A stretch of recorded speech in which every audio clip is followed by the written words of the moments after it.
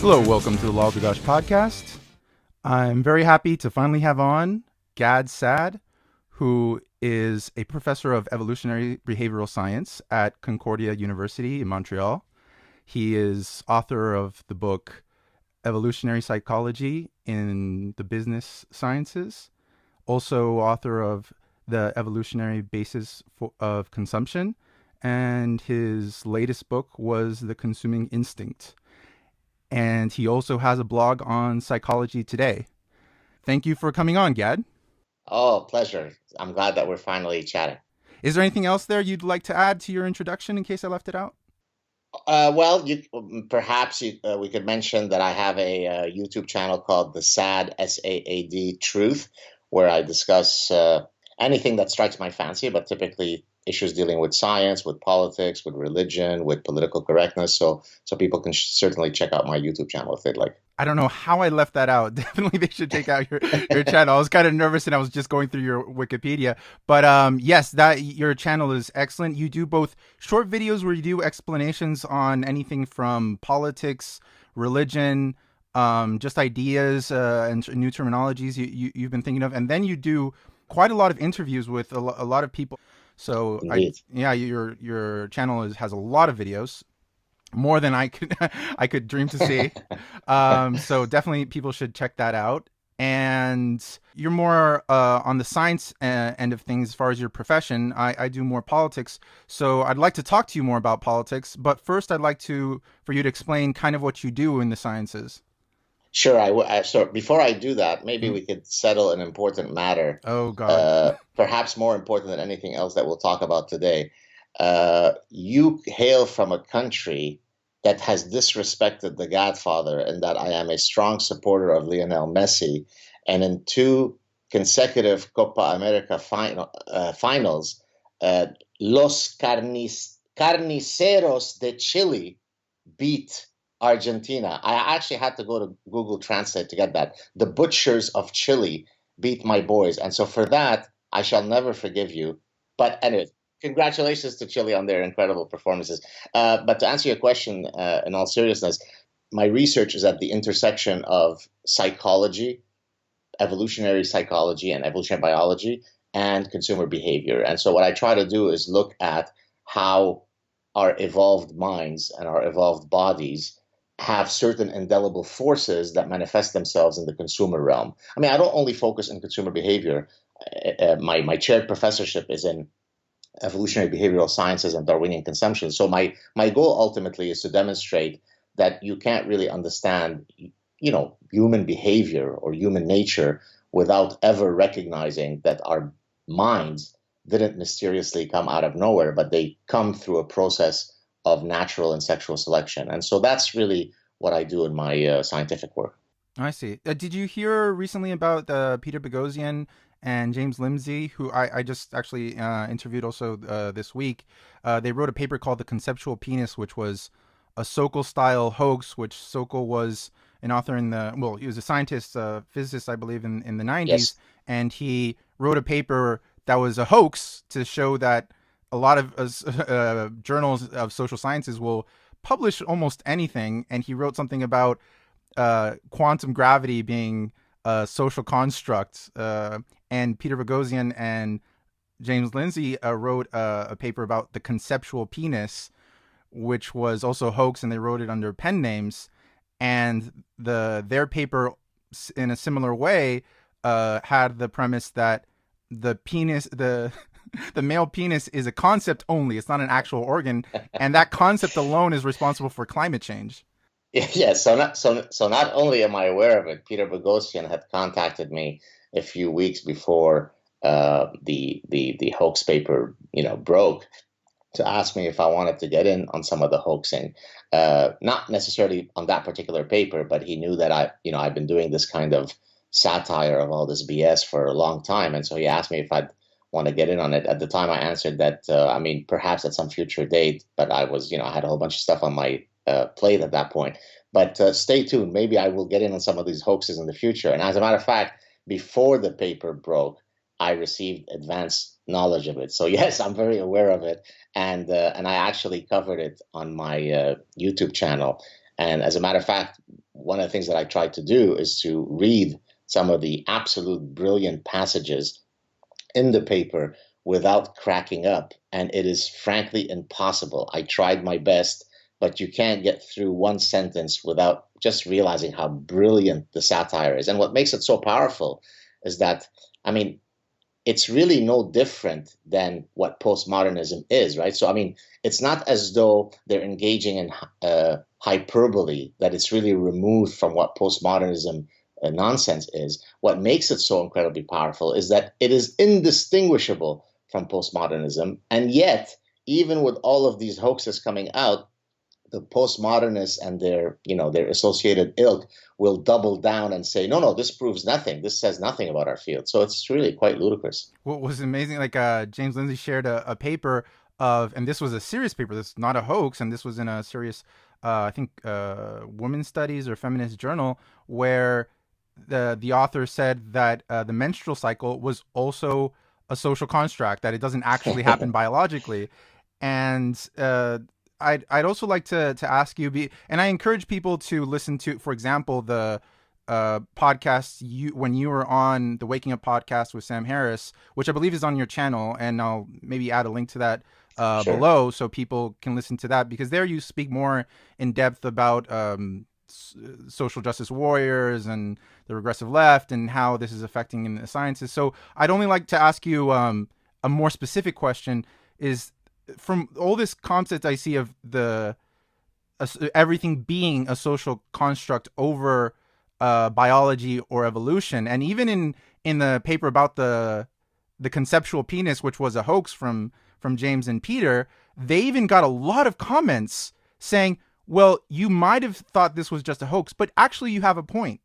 There was Exactly. a lot of people, there were people who took it seriously no matter how outlandish the claims and the phrases were. At one point, I think they even mentioned manspreading. They said manspreading is maleness raping the empty space around it. It was hilarious, but still there were people who would think, oh no, there's actually truth in this. It's just a concept and these things don't exist biologically. Why is there an inclination to make our biology and everything about human beings just a social construct? Why is there an aversion for it to be actual biology? That's a fantastic question. It's one that I, often address in my fights with all of these intellectual charlatans. Look, it really stems. If I'm going to be charitable towards these folks, I'd like to say that it stems from a honorable place, and let me explain what I mean by that. They believe that if you attribute things to biology, then those phenomena, in their view, which is incorrect, is that it becomes immutable. It becomes non-malleable, right? So whenever you say that, here is a innate sex difference between the sexes, oh, well, then this is biological determinism, or the new term is biological essentialism. Of course, the reality is that there are certain things that are absolutely innate, right? I mean, there is absolutely no way that all the socialization in the world could have ever resulted in me being a better basketball player than Michael Jordan. But that notwithstanding, most phenomena are really an interaction between our biology and our genes, right? We do start with certain biological blueprints, but then these interact with our environments, with our unique experiences, with our socialization. So no evolutionist rejects the idea that humans are socialized, but socialization exists in its form because of biology. In other words, nurture is not something that is antithetical to nature. Nurture exists in its form because of nature. But all of these, let's put it this way, all of these idiots think that, well, if you say that everything is due to a social construction, if you argue that the mind is born as an empty vessel, then that's a very hopeful message, right? If we could only find the right socialization environment, then everybody could be Michael Jordan, everybody could be Einstein, everybody could be Lionel Messi. There are no innate differences when it comes to physical strength between men and women, according to these folks, and so on. And so it starts off with their attempt to create a hopeful message where everybody could be anything. And because they are so vested and married to this hopeful message, then they create ideological dogma that is perfectly removed from science, but that ultimately comes from a hopeful place. Do you follow what I'm saying? I follow it. I noticed there's a lot of contradictions, and people are very selective about how they choose these things. For example, a person who says that there's no differences between the races. So what they're saying is it's not actually true that a person's darker skin might absorb less ultraviolet light than another person's, and there's no actual difference in melanin. But they're happy to admit that people are born with different heights. And then even with intelligence, I noticed like there's this aversion to say, well, people are not born with any difference in intelligence, but those same people will say he has a natural talent for the piano. Well, which is it? It's like if I said about the piano thing, like, oh, he's just has a natural talent for the piano. Nobody's going to call me discriminatory. But if I say somebody's better at math, that's racism. The whole thing. I mean, look.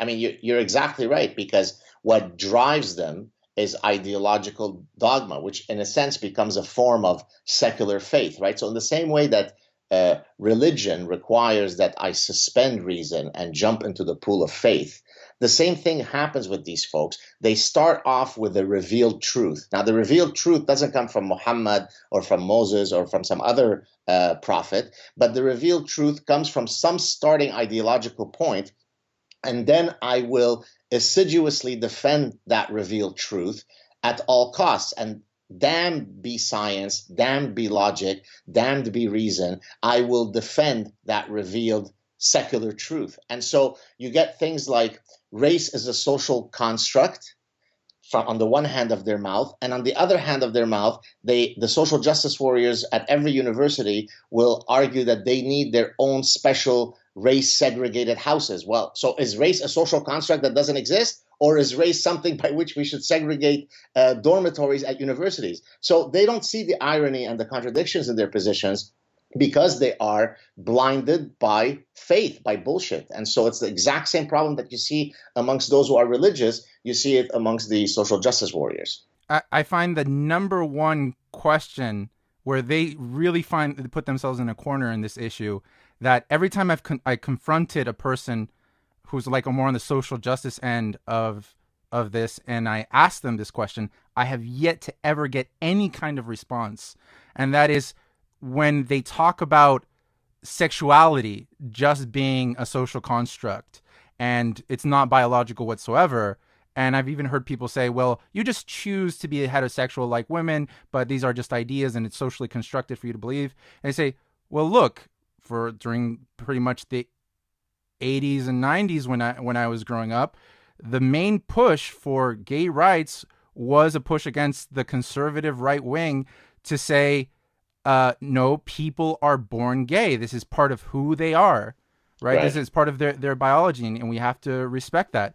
And the pushback from the conservatives was, no, nobody's born gay. This was induced by trauma, and we could send them to institutes so they can choose to be straight. And it took a long time to push back against that. So I asked them, well, that was the position of the conservative right wing. You seem to hold their same position if you say sexuality is a social construct. You're saying that must apply to homosexuals as well as heterosexuals. So do you agree with them? That's where the conversation just completely dies, and I will not get another word.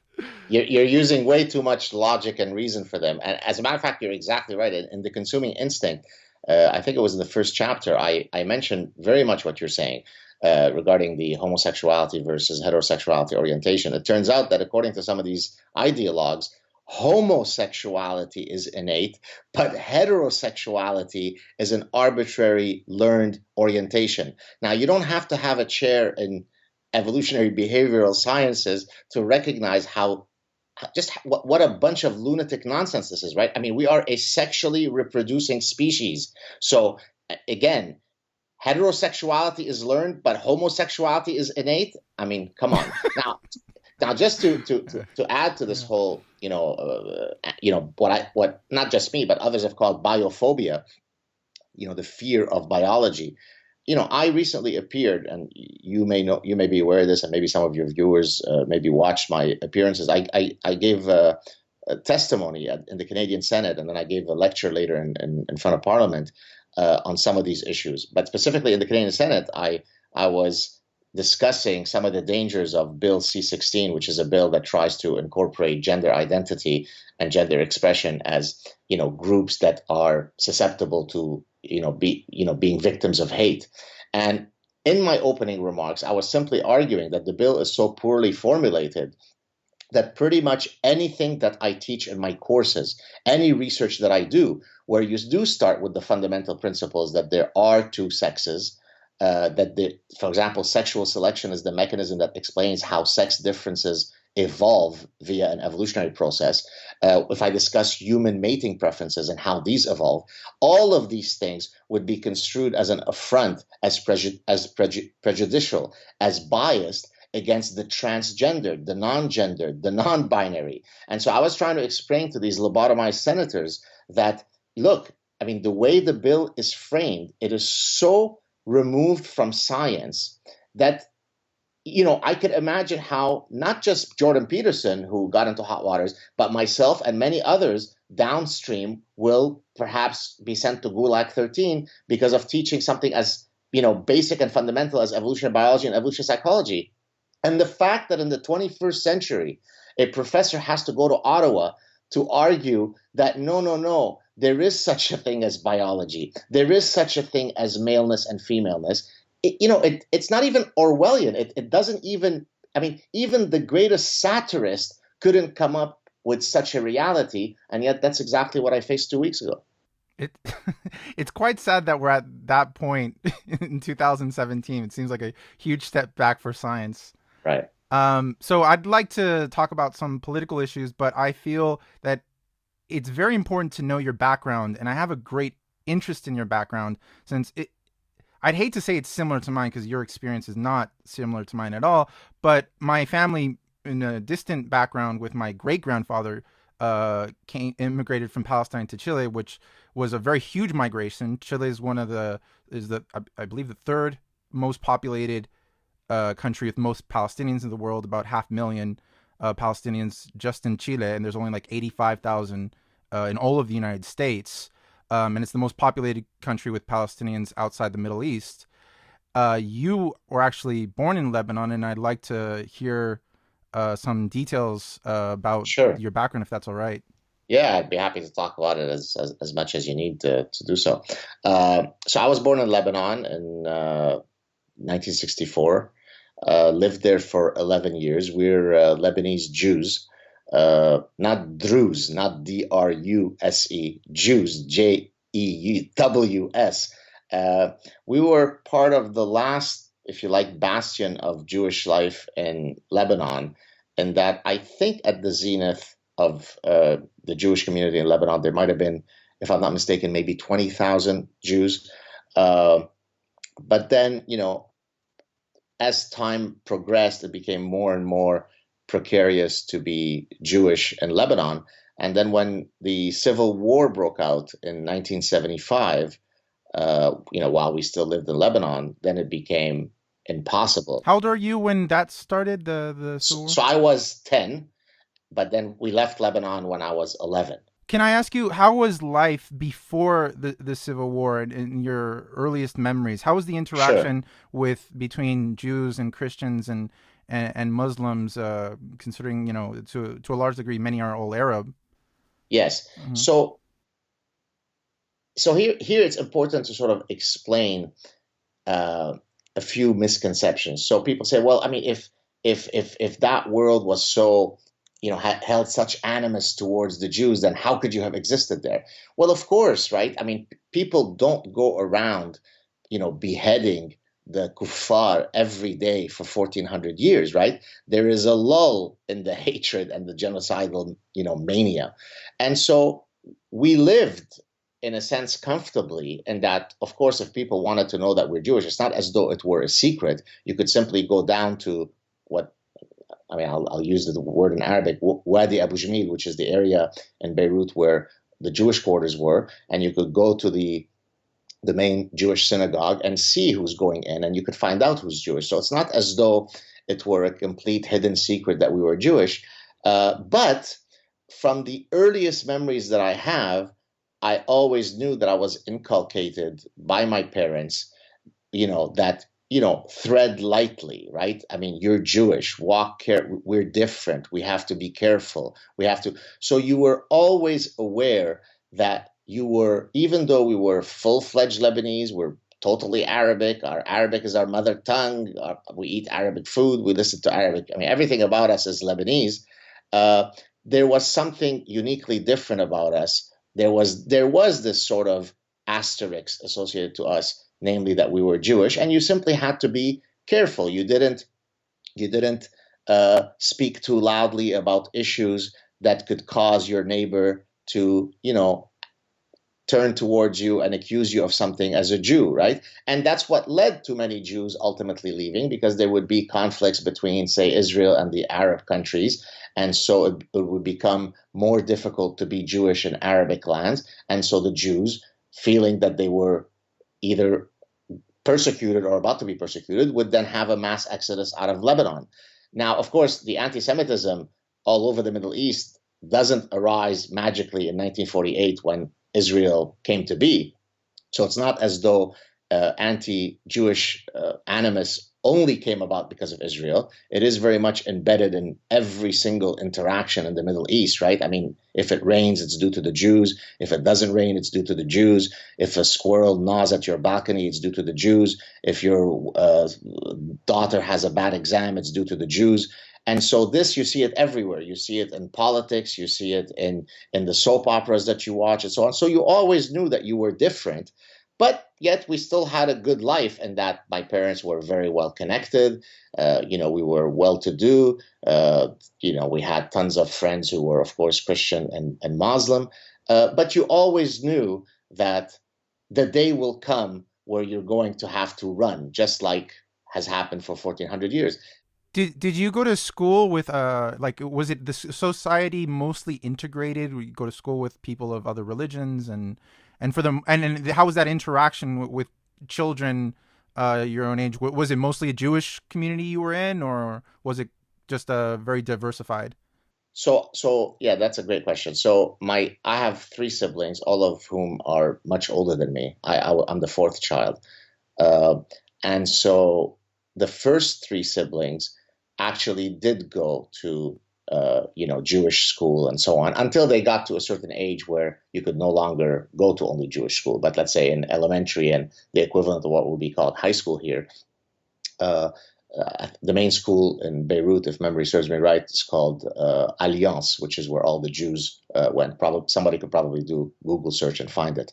Uh, in my case, I don't know if it's because my parents, were somehow modernizing, but I even remember that I think there might have been some friction between my father and mother in terms of sending me to Jewish school. And I think it was my mother who was more into sort of having an open, more pluralistic view. And so she actually sent me to a non-Jewish school. I went to a school called Lycée des Jeunes Filles, which is called like a school for little girls, even though it was a co-ed mixed school. And so I think of my four siblings, I was the only one that did not have as immersive, a Jewish existence as the rest of my siblings. But then, so to answer your question, what it was the dynamics with other kids?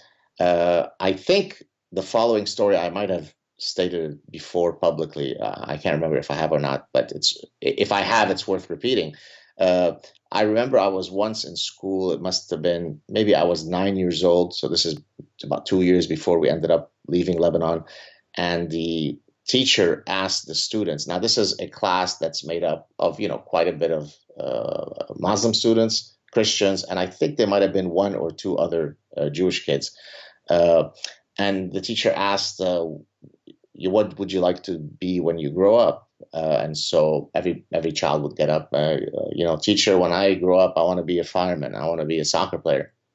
And one kid got up and said, when I grow up, I want to be a Jew killer. And everybody started applauding and laughing and so on. And as a matter of fact, I still have photos of our classes. I have 3 years worth of photos.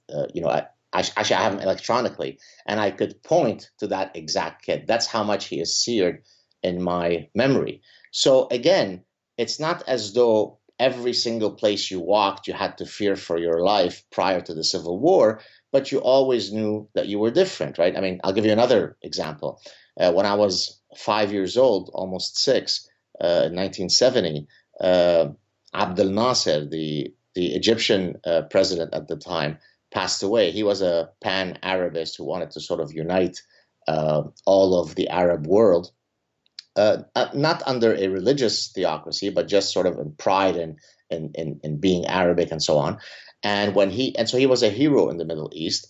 His name is Gamal Abdel Nasser. And when he passed away, as always happens in the Middle East, there are always these, very intense demonstrations where people are shouting and screaming, and it's very, very ominous. And of course, part of that manifestation is, death to Jews, right? I mean, what did Jews have to do with this guy passing away? Nothing. Yet here I was, a 5-6-year-old little boy, sort of sitting or, hiding almost in my balcony as this procession of, people, angry people pass. And I'm hearing death to Jews, right? So this is the reality you lived in, right? You went about your business. Life was good. My parents went to the beach. We had a great life. It's always sunny in Beirut. It's beautiful. But you also knew that you were different. You were Jewish. So that's really the paradox of having grown up in Lebanon. Now, of course, once the Civil War broke out, then, that's it. I mean, we're going to die. And so we had to literally leave. Did your parents seem like concerned prior to the war ever, or some inkling that they wanted to leave the society, or were they very content?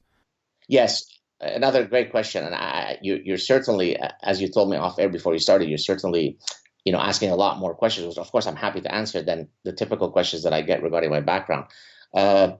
So my parents certainly knew that the winds were changing even before the Civil War broke out. So, for example, my eldest brother emigrated to Canada before the Civil War. So clearly he knew that something was up, right?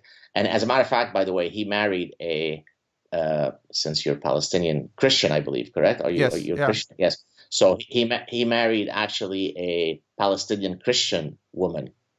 Her name was Leah Abbas. Of course, you can imagine how well that went over in the Jewish community. Now, and I Is said, this the brother who did judo? no, that's the older one. Ah, I see. The one who did judo is the third one. He's the one who's 10 years older than me. He's the next youngest, but he's still 10 years older than me.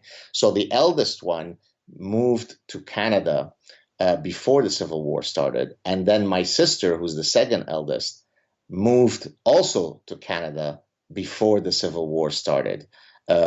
She went back to visit at some points, but she also had left. My brother David, the one who's judo, who was the judo guy that you mentioned, he left Lebanon. And this story, I do remember mentioning it on Dave Rubin's show. He left in large part, if not only because he had won several Lebanese championships. He was Lebanese champion in judo, and he was visited by some folks who sort of said that it was time for him to retire, and there were some troubles of anti-Semitism with the Lebanese Judo Federation, and so for him to pursue his judo career, he was a very serious guy in terms of his judo. He ended up moving to Paris, France, again before the Civil War. So technically speaking, by the time the Civil War began, it was just my parents and me remaining. So to answer your question, clearly they were aware that things were becoming more precarious. And then, of course, we were then caught in the Civil War. But interestingly, so to further answer your question, even when we emigrated to Canada, by the skin of our teeth to escape death, and we came to Canada, my parents kept returning to Lebanon. So we had now officially emigrated to Canada. We're in Montreal. But then from the age of 11 to almost 16, My parents, I mean, much of my memories is of my parents being away from Montreal till about 15 and something. I think it was maybe 15 and a half. Then my parents in 1980, so this is before I turned 16, they, on one of their trips to Lebanon, were kidnapped by Fatah. And eventually we were able to, well, I say we, but I mean, I had nothing to do with, their the process. I was very young. But then they were found and, saved. I think they spent 8 days in captivity. And then when they were leaving, I remember my parents telling the story that their friends, of course, some of whom, well, were either Muslim or Christian. So it's not, again, it's not as though, every single Muslim was a bad guy who was trying to kill them. I mean, right, there were some guys who were trying to kill us, and there were some guys who saved us. And both of them came from the same faith, right? And so they told them, I remember very vividly, I can't remember if it was my mother or father telling me this, but they told them, look, we love you and we'd love to, for you to be back here, but we really think that you should never, come back here. And then they never did. And so since 1980, no one from my immediate nuclear family has ever gone back to Lebanon. Can I ask you just to pull back a little bit to when you were still in Lebanon, but I kind of want to know the atmosphere of when the war broke out. Could you see a process of change in the society that led to that civil war? Was it a purely political party dispute, or was there a social tension building up that kind of blew up? Well, I mean, I would be answering this question from the eyes of someone today, because as a 10-year-old or 11-year-old child, I didn't necessarily have the political astuteness to have formulated an answer to what you just asked, right? I mean, all that I knew growing up is that, I had this somewhat dark secret called that I was Jewish. We were different, thread carefully. A lot of people hate you because you're Jewish. We are different. We band together. We need to protect one another because they could be coming for us any day now. That's something that was always inculcated within all of the Jewish community. And I promise you that what I just said is exactly what Yemeni Jews and Syrian Jews and Iraqi Jews and Egyptian Jews and Iranian Jews and all the other Jews of the Middle East would have told you.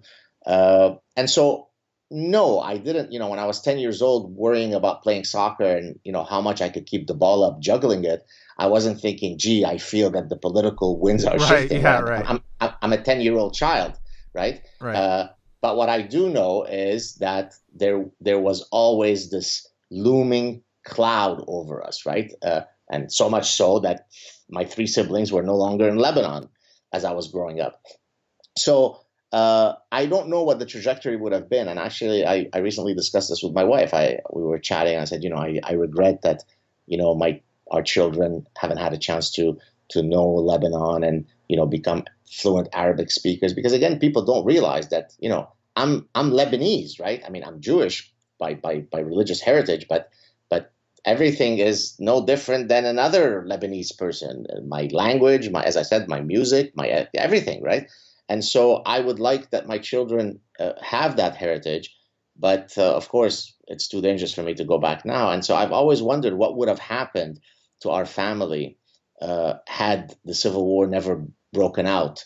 Would my parents have remained for their entire lives in Lebanon or not? I don't know the answer to that. My feeling is that probably the children would have left, even though, there was no Civil War, just because it just,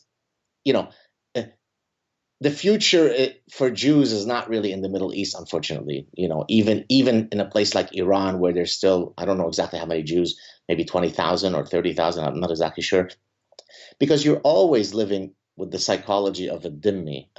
I don't know if is it worth my mentioning what that means? Yeah, to live in dhimitude. Yeah, if you want to explain that, yeah. So a dhimmi in Arabic is really a Quranic principle that basically says that, when Islam takes over a society, one of several things can happen. Number one, we can just kill you because you're a kafir, you're non-Muslim.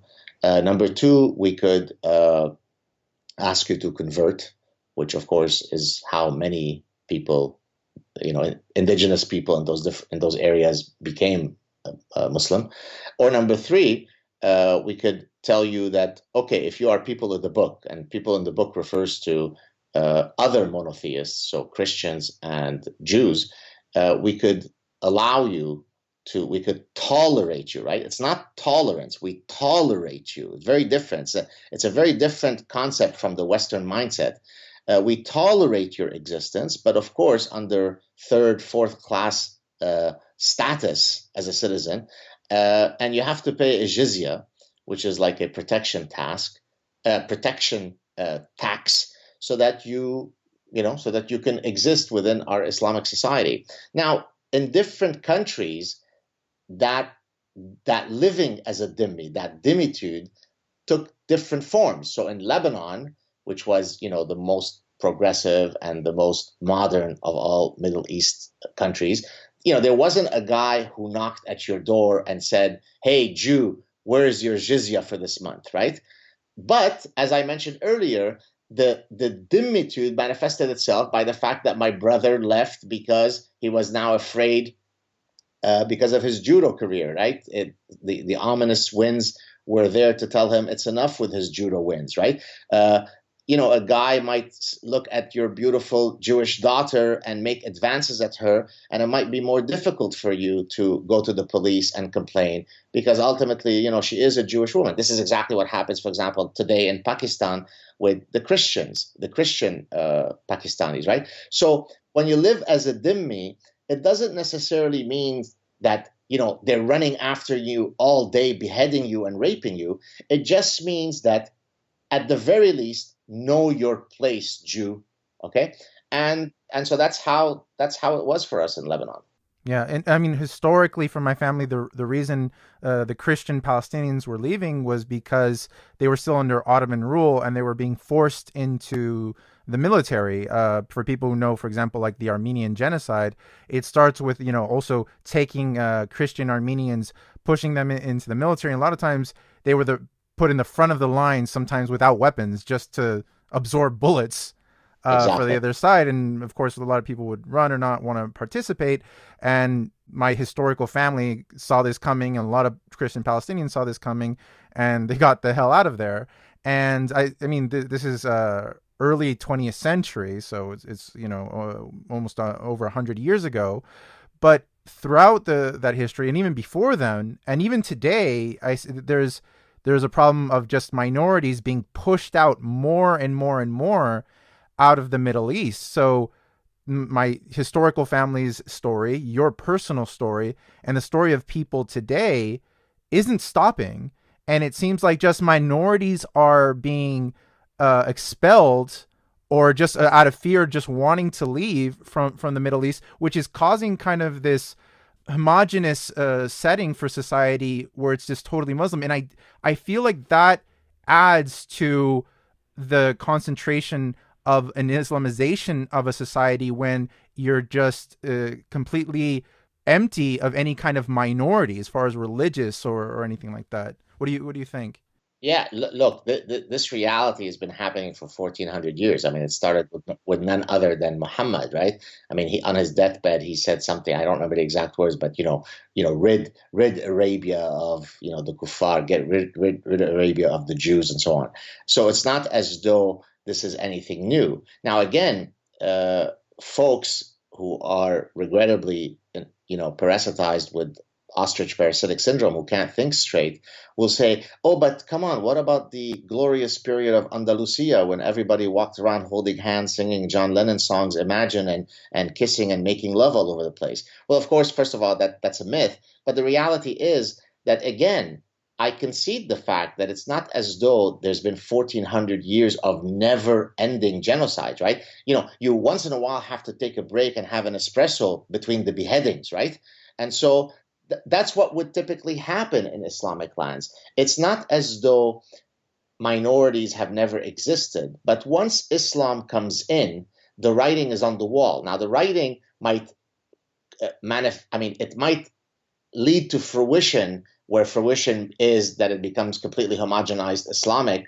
It might take 2 years, it might take 50 years, it might take 500 years, right? In other words, the trajectory of fully Islamizing a society where one day you look at the demographics and you go, oops, look, it's 98, 99, 100% Islamic, that the time that it takes to get there will change depending on the individual ecosystems, depending on the unique historical context of that particular country.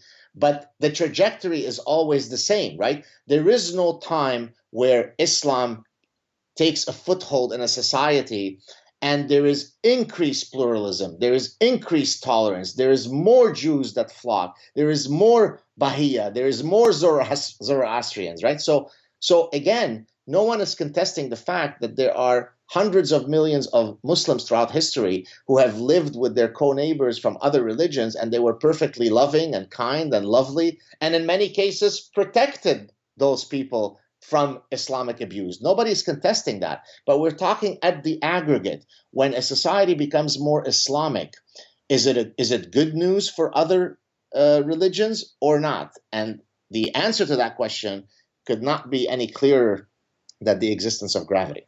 Yeah, there's also a big contradiction where I see that if you speak with, let's say, a Canadian or American and person more towards the left, they will see every value possible in bringing in immigrants, right? There's just, it's only positives. Yes.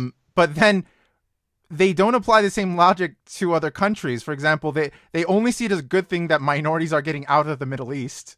And they're coming, and they're only coming into the West. I'm like, well, why don't you apply that logic to a place like the Middle East? Wouldn't it also be better if it was filling up with minorities, but we only see the opposite? Exactly. No, again, I love. I mean, I'm aware of some of your public engagement, and you're always very reasoned and logical.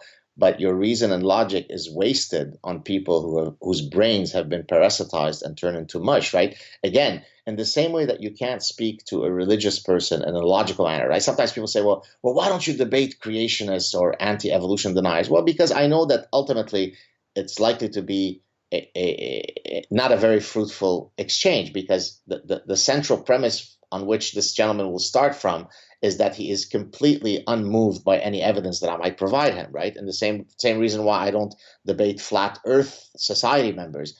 And so in your case and in mine, in all of our public engagements, I try to always remain optimistic, but oftentimes I must admit it feels like a lost cause, because they're not open to your logic and to your reason, because all they do is ape their sort of secular revealed truth, right? And so it becomes very difficult to have a fruitful conversation, because they're unmoved by anything that you tell them. I kind of want to go back to your childhood, but now let's talk about when you were in Canada.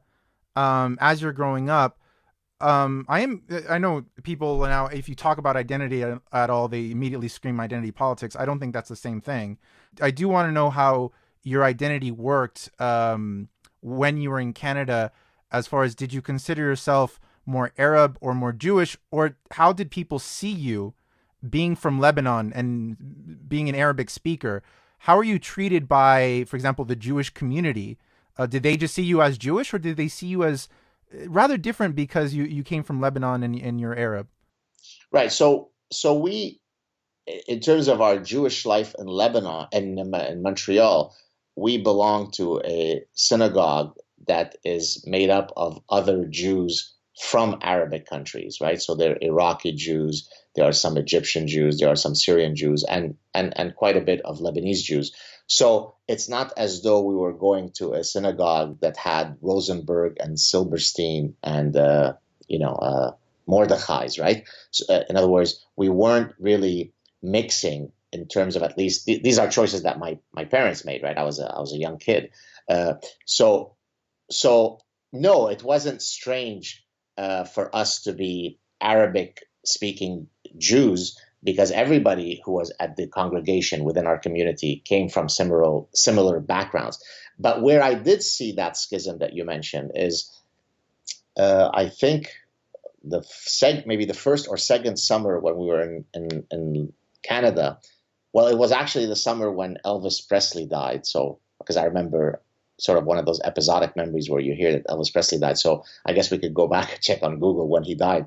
But that summer, undoubtedly because my parents were heading back to Lebanon and they have to find a way to to dump me somewhere, if I can put it that way, because you know, remember, two of my siblings were already, they weren't living with us, so there was only the judo player who was, around sort of as a proxy parent, and he was himself very young, right? So I mean, if I was 11 when we moved to Canada, he was 21, right, and going to school and so on, and so they had sent me to a camp called B'nai B'rith camp, which is a camp that I think still exists in it's about an hour and a half maybe outside of Montreal, and this is a Jewish camp. And when I went to the camp, that's where I saw the schism in terms of your question, because all of the Jewish kids that were at that camp were typically Ashkenazi Jews. I mean, Jews from, former, Poland and Russia and Germany and so on, the Rosenberg and Silbersteins, right? Not the Ben Simon and the Saads, right? Not the Arabic Jews. And so there I was very different. I was sort of the odd man out. First, because I didn't grow up with them. I had, just come from Lebanon recently, but I was different. So, for example, when I came from Lebanon, I spoke French, not English, right? Because Lebanon at one point was a French protectorate. And so usually you learn Arabic is our mother tongue, but I also knew French. And then only later when I came to Canada, I learned English. And so the only thing that saved me in terms of being able to fit within that hotbed of Ashkenazi Jews was the fact that I was already a very, very, very good soccer player. And as you know, one of the ways that you get respect, even as an adult, but certainly as a kid, is if you're very athletic and people respect you for your skills. And so in a sense, I was able to fit in because I let my soccer skills do their talking on the fields. And I think that's what might have saved me from any bullying at B'nai B'rith camp. But interestingly, before you might ask another question, I remember many years later, one, maybe two of my nephews went back to that same camp. By the way, you're really getting some personal stories out of me that I've never shared in public. And my nephews, when they came back from camp, they said, "Boy, you must have had a really lonely existence at B'nai B'rith camp." I said, "Well, why do you say that? How would you know?" They said, "Well, there wasn't a place where we could turn where we didn't see Gad Saad was here 1976 or 1977. I can't remember what it was. In other words, apparently all over the camp, kids, I don't know if you've ever been to summer camp. They typically, it was, I guess at the time when I was growing up, they will write kind of to immortalize their passage to the camp, either in a pen or they etch it into the wood. They'll write their name, like I was here 1976. And apparently, not that I remembered, apparently I had etched my proof of my existence at that camp all over the place. So there you have it.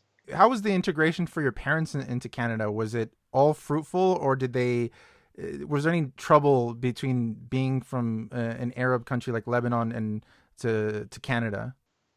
It wasn't so much any dynamics of being, Arabic or Jewish. It was more, if you like, some of the cultural shocks. So one of the stories that actually I have shared the story when lecturing about cross-cultural differences in my consumer behavior course. So I remember when we moved to Montreal, my father had gotten a ticket, like a parking ticket. And so he comes home and he's fuming and so on. And so he wants to find the cop that he could grease so that he could forevermore park his car anywhere without getting a ticket.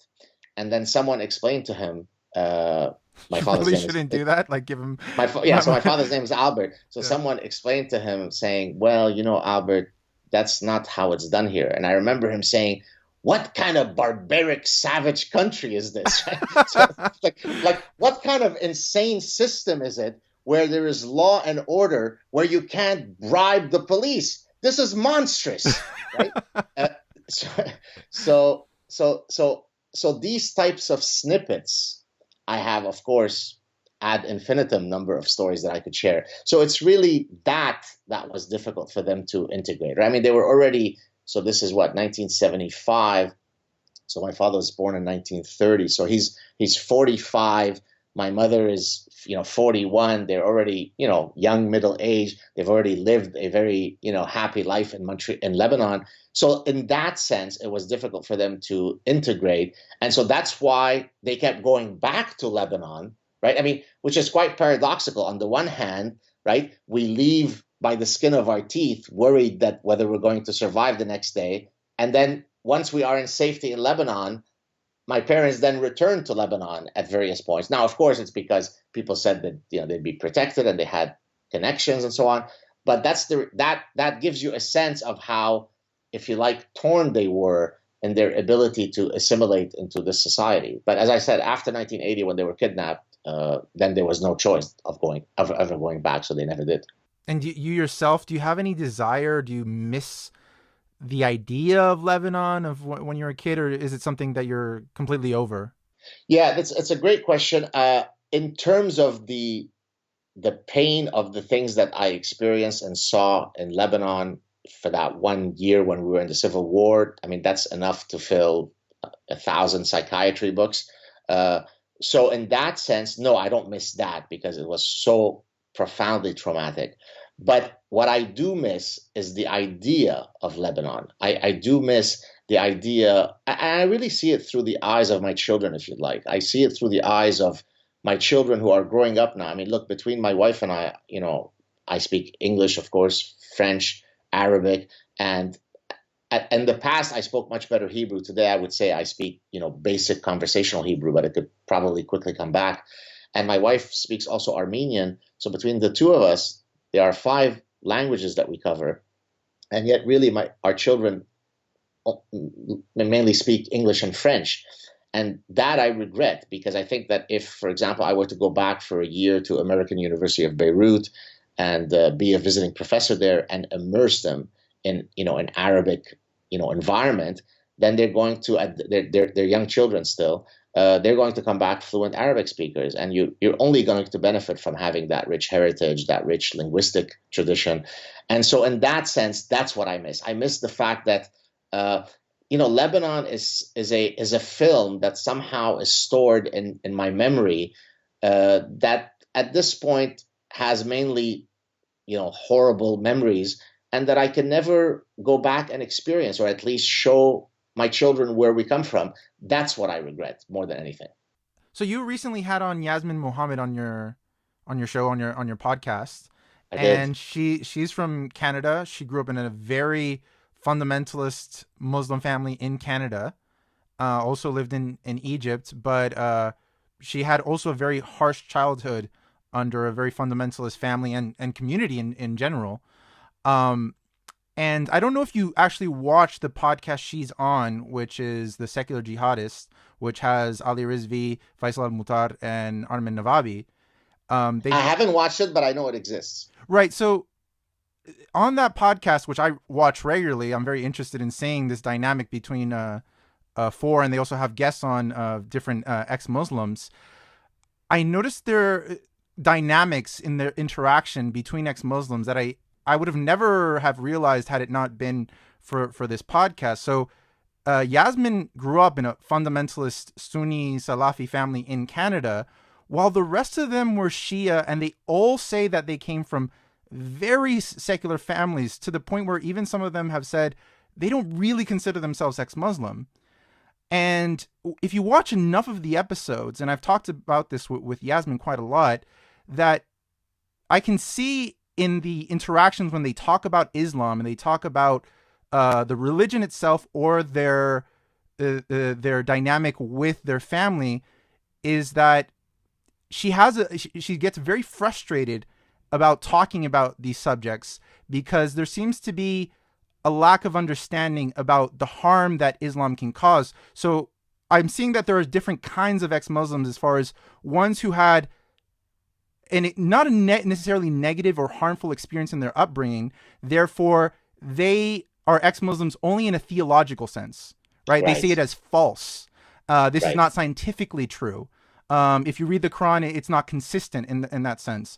But then there's someone like Yasmin who sees the political and social and family dynamics that represent actually the majority of Muslims. So the majority of Muslims, as people should know, are mostly Sunni, mostly conservative. If you do research into, you can check Pew Research and many other statistics, that most people have a very negative view of Jews, very negative view of homosexuals, very negative view of apostates, very negative view of blasphemy, and so on and so forth. And so I noticed there's a difference between a person like you, let's say, because I noticed you have more in common actually with Yasmin as a Jew who lived in a Muslim majority setting. That's a different view of the religion. And I want to ask if you yourself had felt that, because when I noticed this, I asked Yasmin about it, and she admitted that she felt a better understanding of the problems that Islam can cause in a community when the percentages get too high. And they I mean, because I almost feel like terrorism has ruined the conversation of Islam.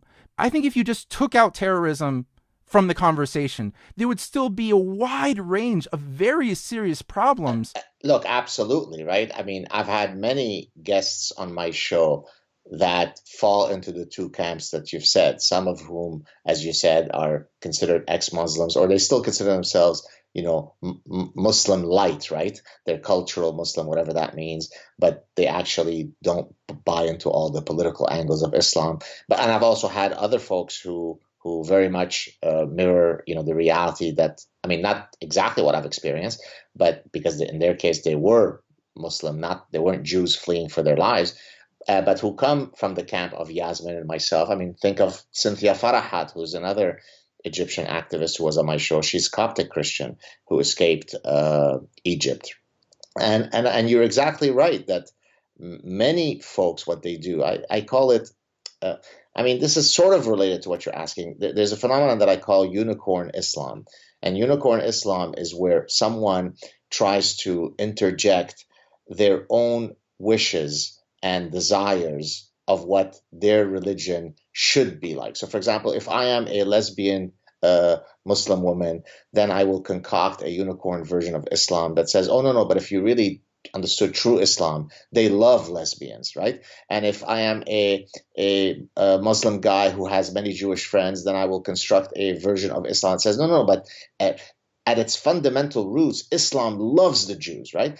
And so you have all these different folks who, if you like, infuse into the discussion a reality that is not nearly as relevant as the reality of the one who has experienced those things, right? There's an expression in Arabic, which I will fumble in trying to translate. It basically says that if you want to sort of know about a disease, don't ask a physician, ask the one who has tried it, ask the one who has experienced the disease, right? And so no, don't write in saying that I'm saying that Islam is a disease. That's not my point. That's not the analogy I'm making. But my point is that the one who has grown up in that society, who knows what happens when you live under the rule of Islam, is really someone that we should be listening to. Ayan Hirsi Ali or Yasmin or myself or many others. In our own different ways, we have a unique insight into the reality of what happens when a society becomes Islamized. And exactly as you said, you don't even have to invoke terrorism or violence, right? This is exactly the point that I raised in my discussion with Sam Harris. When we were discussing the immigration issue, I said, look, the issue of immigration is really hijacked by this terrorism story. Because, for example, when we're allowing 50,000 Syrians to come to Canada, people will say, well, what percentage of those guys are going to be ISIS members? Very few. Well, okay, that's true. But that's not really the important danger when you take a long-term view of the problem. If you take a long-term view of the problem, then you say, out of the 50,000 people, how many of them hold genocidal Jew hatred in their heart? Well, that number is going to be 95% and higher. How many people are not really appreciative of women's clitorises or of black dogs or of freedom of speech or of art or of all of the other things that we consider fundamental principles of the West? Well, that number is going to be very high. Now, 50,000 sounds like a small bucket, but that's what we mean, that in many societies, it will take a long time before the society becomes Islamized, right? In the West, you're not going to get an invasion of Islam that overnight turns United States and Canada into an Islamic land, but it happens drip by drip, inch by inch. Right? Who would have thought that we'd be speaking about female genital mutilation in the United States and whether it should be legal or not? That whether the American Pediatric Association would be making pronouncements about whether it's okay to have a small symbolic prick of the clitoris or not. But small incursion, inch by inch, which, by the way, speaks, not that I wish to plug it, and we could maybe talk about it later. In my next book, which is tentatively titled Death of the West by 1,000 Cuts, that's what I'm talking about, right? It's the frog that is slowly boiling without realizing that it's going to be boiled, right? And then it's going to eventually die. So people who come from those lands, who've experienced the totality of Islam, then have a very different lens than all of the Westerners who typically will focus, as you so correctly pointed, to how do we stop ISIS and how many terrorists are there and so on. That's the least of our problem. I mean, it's a very important immediate problem that we have to face, but a long-term view doesn't even mention terrorism. It talks about whether the incursion of Islamic ideas in the West is something that we should seek, in which case, please let in more people from those lands, or is something that could be dangerous. If it's the latter, then that's what we should be discussing most. I think also it might be worse than what you're saying. To give as an example, Yasmin again, which speaks to your country in Canada, and people can, I think the most detailed interview she's given on her background was on my podcast, where she talks about when she was in basically a religious school. She's spoken in her book about that's called Confessions of an Ex-Muslim, that when she faced abuse by her parents when she was very little, I think maybe 12 or 13, she went to authorities and said she was being abused by her family, and they said they came to the conclusion that, well, this is just a cultural practice, and she was actually tied up, and there were scars and marks from rope, and she showed them, and she said this was happening to me, and she to this day finds it very disturbing that if she had been just a white girl, that would have never been tolerated. And this was decades ago. This isn't last year. And from what I can see, things are only getting worse in that sense. Look, again, the difficulty of having this discussion is because some idiot will always come and say, but my friend Ahmad is a very liberal guy and he eats pork and he drinks alcohol and he's very assimilated, right? Because the argument is always made that if you identify a single instance that seems to violate what you're saying at the aggregate level, that somehow falsifies that statement, right? So to draw another simple example, men are taller than women, and that holds true even though your Aunt Linda is taller than your Uncle John, right? But the problem is that most people repeatedly fall for this cognitive trap, right? But my friend Ahmad, he's so liberal, he's so assimilated, right? But my friend Muhammad is a lovely guy and he would never hurt a fly, right? The reality is, at the aggregate, what happens when a society becomes more Islamized? Now, that question can be answered very easily using scientific tools, right? We could use the scientific method to answer this very clear empirical statement. So in the same way, let me draw an analogy. Today, at the end of the day, I could check whether one of three things have happened to my weight. As a result of whatever set of actions I've taken today, both in terms of my exercise and my food intake, did I gain weight? Did my weight stay exactly the same? Or did I lose weight? There are no other possibilities other than these three, correct? Well, by the same token, I could ask the following question. When Islam comes into a society, and give it enough time, and it takes a real strong foothold within a society, is that a good thing for society? Is it a neutral thing that has no effect on anything? Or is it a bad thing for society? And the question then becomes, well, how do we determine what's good or bad? Well, let's talk about, in terms of the metrics that matter to the West, liberty, individual rights, freedom of conscience, freedom of speech, animal rights, rights of women, clitorises, and everything else that we hold dear in the West. Well, the answer to that question certainly has some very, very clear uh, realities, and that is that Islam does not promote these things that we hold dear in the West. So then the question becomes, so how do we navigate through this issue? And the reality is, I don't think that there is a very clear answer to this, because on the one hand, as you said, both you and I come from immigration, and there are endless Muslim people who come here who will pose a problem to no one. But again, it's a game of demography, right? It's a game of numbers. Well, the reality is, once Islam it doesn't have to become majority, right? It doesn't have to be 51%. There's actually a book by Peter Hammond, a historian, that looks at what happens to societies as a function of the percentage of Muslims in that society. 0 to 2%, 3 to 5%, and when you're already at 20, 25%, you already have some irredeemable problems. Now, is this demonizing all Muslims? Of course not. But it is saying that there's a set of ideas that is endemic to the identity called Islam, to the set of memaplex called Islam, that doesn't lead to a flourishing of the liberties and freedoms that we hold dear. So I don't know what the answer is. I could tell you some of the discussions that I've had that have been very difficult ones with lawyers. For example, I've had Andrew McCarthy on my show, who is the former lead federal prosecutor in the first World Trade bombing in 1993 with the Blind Sheikh case. And because he is a lawyer and a constitutional expert, I asked him the question, do you foresee ever a time when a religion might be considered seditious?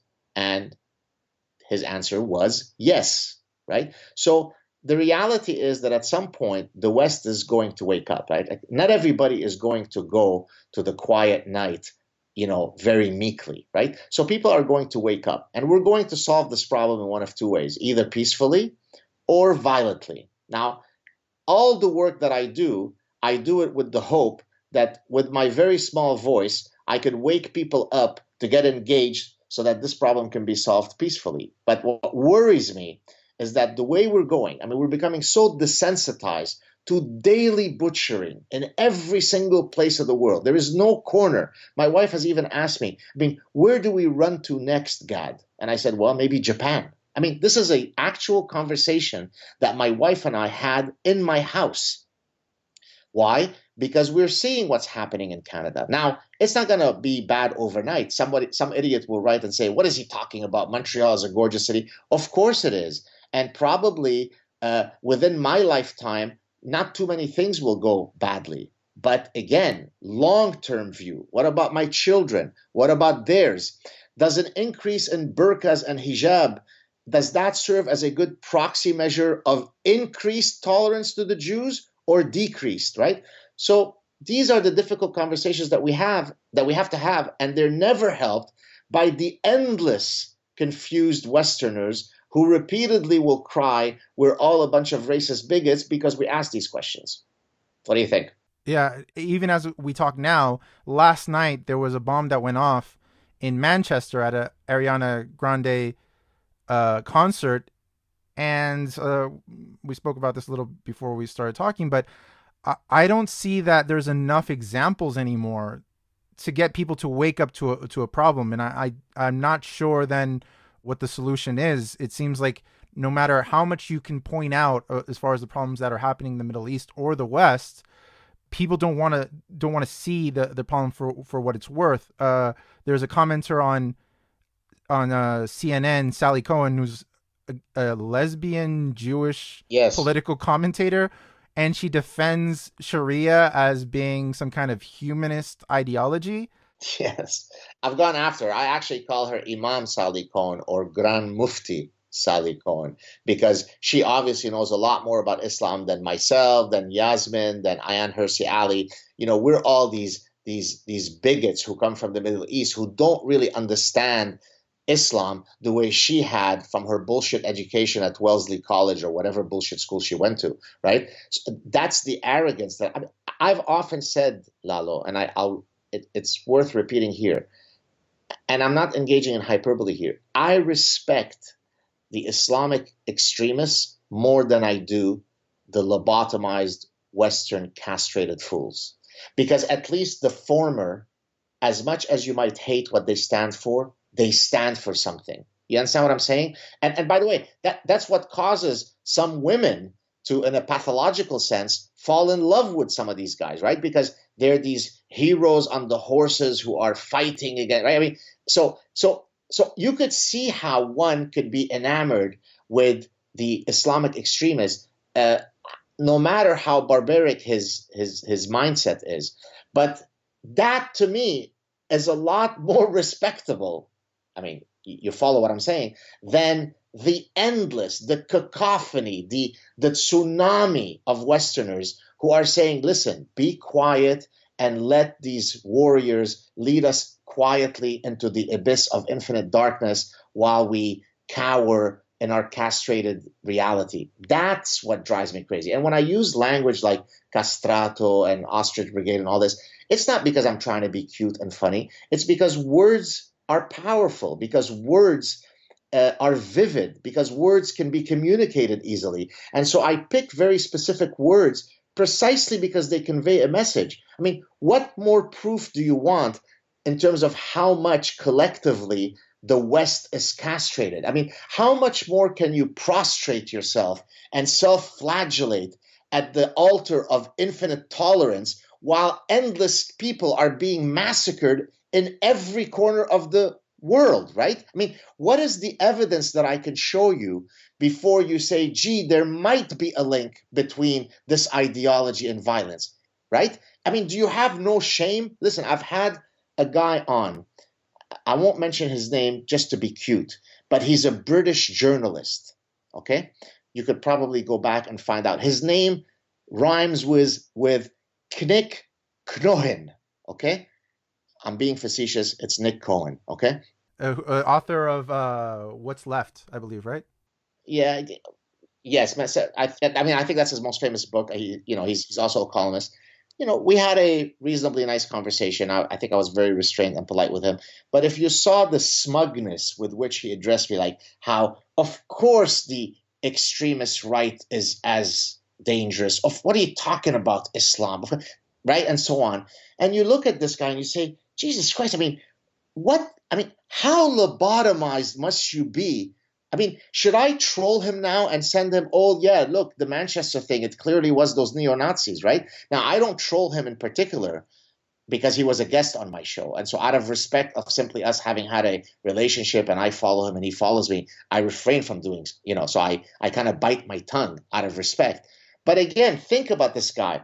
He's living in England where he is seeing the reality in Europe, yet he looks at me smugly and scoffs at my bigotry of perhaps arguing that there might be something unique about Islam, because he sees that absolutely not. The right-wing extremists in Europe are just as big a danger, if not much more. So someone who could utter that while literally the bodies of the children at the Ariana Grande concert have not fully gone into, rigor mortis, right? What do you say to this guy? How can I appeal to your sense of human dignity? And that's what frustrates me. So again, Islamic extremists, I support you a lot more than I do the castrated Westerners. Well, I think what you mean by that is, if this is the sense you mean, is that, for example, and I have talked with a lot of Muslim people who I would say are apologists for the religion, but they would at least admit as much as far as there are problems of Sharia and anti-Semitism. And I see somebody like Sally Cohen who she just discards that completely and will go give a talk in a Muslim majority state about what the reality of being a Jewish lesbian, and how wonderful that is. And I wouldn't even say like go specifically to Iran or Saudi Arabia or something like that. You choose the country. I don't care which one it is. Go to any of them. Go to Pakistan, go to Afghanistan, go to Iraq, whichever one you want. All those countries, here's what she's going to answer. All those countries with the hundreds of millions of people don't represent true Islam. Her friend Fatima, who's also a lesbian, that's true Islam. When I say that it's ostrich parasitic syndrome, and I analogize it to literally a mind cancer, I mean, right? I'm not just engaging in sort of facetious, language games. Look, when somebody is infected with a religious set of ideas, right, that makes them believe things that if you didn't believe those under the cloak of religion, you would be committed to a psychiatric institute, right? So, I mean, if you hold a certain belief and it is justified by your religion, then it's perfectly fine to hold that belief, correct? But if you hold that belief and it's just something that you say without it being tied to religion, then you are a paranoid schizophrenic, correct? So, by the same token, ostrich parasitic syndrome is a similar type of brainwashing, but that's not religious based. It is based on a set of ideas: cultural relativism, moral relativism, identity politics, intersectionality, radical feminism, post. And by the way, that's the topic of my next book, Death of the West by a Thousand Cuts. When these people are brainwashed with this tsunami of movements that are anti-science, anti-reason, anti-logic, then they become completely impenetrable to reason. So when Sally Cohen takes the positions that she does, she genuinely believes it, right? She's not being duplicitous or she's lying to herself or to you. Her brain has so been turned into, to use an Arabic food, her brain has been turned into tabbouleh, right? It's mush. It's a salad. It's no longer neurons firing. That whatever Lalo tells her to try to convince her of the fallacy of her position is going to fall on deaf ears. And in a sense, that's what I repeatedly try to do on all my, public engagement, to try to lead people away from this parasite called ostrich parasitic syndrome. But it's a very, very tough battle, because once you've been parasitized, it's almost impossible to bring you back to rationality. So you've mentioned a bit about like the schism there between the danger of Islam and right wing. Where would you say you fall politically, if you identify politically at all? Right. And many people have asked me this, and it's not to say I don't like labels, but I genuinely don't like labels. Why? Because I am a man of ideas. So what does that mean? I have a set of consistent and coherent moral principles.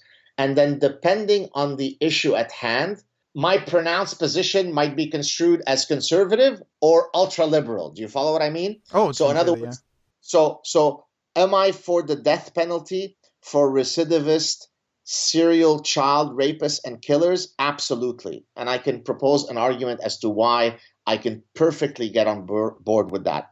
That position of not being doggedly against the death penalty would be one that would tar me as a conservative, correct?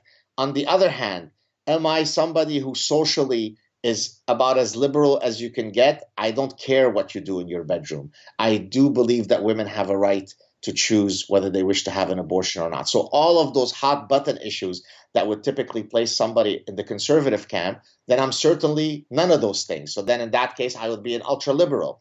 When it comes to immigration, am I somebody who is hawkish about who we let in? Absolutely. So based on some of the idiots at salon.com, then I would be a hawkish right-wing guy, right? So I don't buy all this bullshit labeling. I'm a classical liberal guy. I believe in absolute freedom. I believe in the sanctity of individual rights. I despise identity politics. I detest the incursion and the reverence that we offer to religion as though it should be dignified in a way that is different from all other ideas. And so you decide what that makes me. I don't care what that label is. I am a classically liberal guy who simply wishes to protect our liberties and freedoms. So you tell me what I am.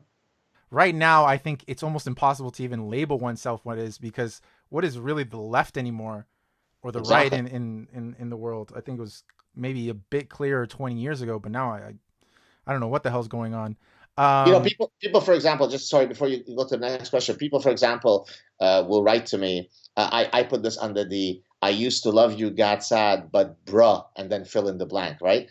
So the "but bruh" that often comes up is, "But why do you? I used to love you, God Saad, but why do you love Donald Trump?" It's not that I love Donald Trump, right? I mean, I'm very well aware of many of his faults. He's hardly presidential. He doesn't speak well. He's quite obnoxious in some of his ways. He's not very presidential. On the other hand, given the issues that concern me the most, which is the things that we've been talking about on this podcast, well, then I thought that Hillary Clinton would make for a much, much worse candidate, right? I mean, so anybody that has a functioning brain could understand why I might hold that position, and without then tarring me as, a right winger, right? Saying here are some reasons why it is quite conceivable that people would vote for Donald Trump rather than for Hillary Clinton, as I explained in my discussion with Sam Harris. Well, of course, most people understood that, but a whole bunch of other people said, aha, so you are coming out finally as a Republican right-wing extremist. Well, I'm Canadian. I don't give a shit about Republicans or Democrats, right? I mean, I genuinely don't have, by definition, a dog in that fight. I don't vote in the US, right? But as somebody who sort of looks at the world with a different lens, I look at the world of how can we protect this wonderful societies called Canada, the US, the West, right? Because I come from the shitholes of the Middle East. And in that case, my calculus was going to be looking at strictly that issue, and Hillary Clinton, in my view, would have been an astonishingly worse disaster. There you have it. That's the best argument I've heard in favor of Trump has always been how bad Hillary was. That's the one of the few arguments where I just can't argue with them.